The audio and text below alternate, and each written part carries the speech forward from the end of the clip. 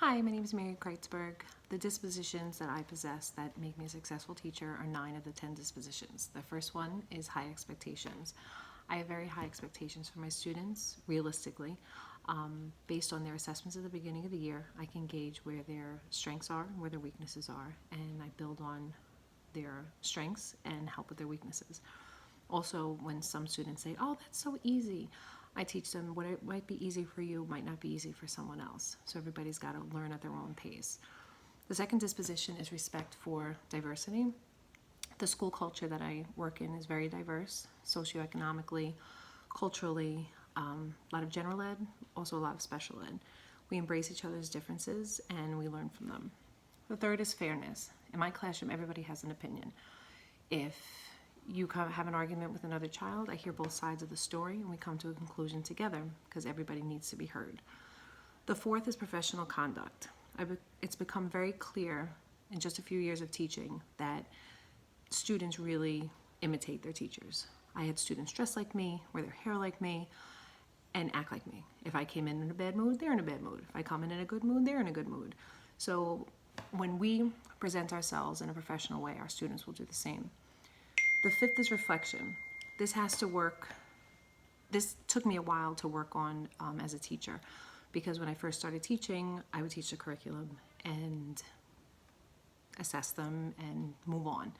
Now I'll take a moment and take a few moments and see what worked, what didn't work, and how I can improve my practices.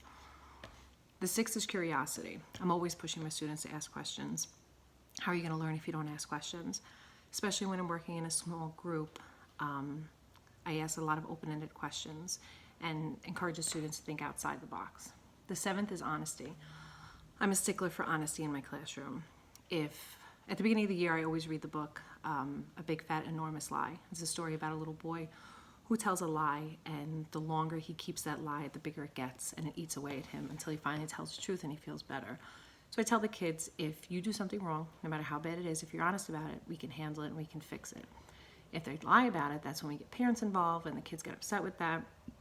So I try to teach them to be mature and handle their problems in a mature fashion. The eighth is compassion. This was something that took me a while to get really good at, and in terms of having children, it really got me to have a lot more compassion for children, because I want to treat children the way I would want my children to be treated.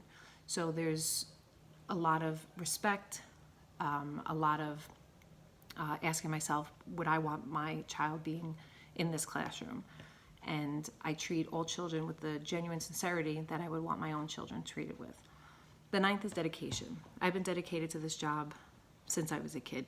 Always wanted to be a teacher. What makes me really dedicated and continues to do so is the fact that some of the students that I first started teaching are in college now.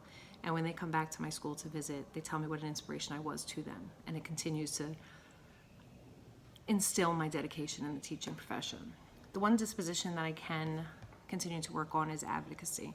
There are a lot of families and students in my building that need a voice. So I can possibly work with some of the counselors in the school to help go about that and help out a little more in the community. In terms of what a professional educator looks like, it's someone who comes to work daily, on time, has good attendance, and a positive role model to the children.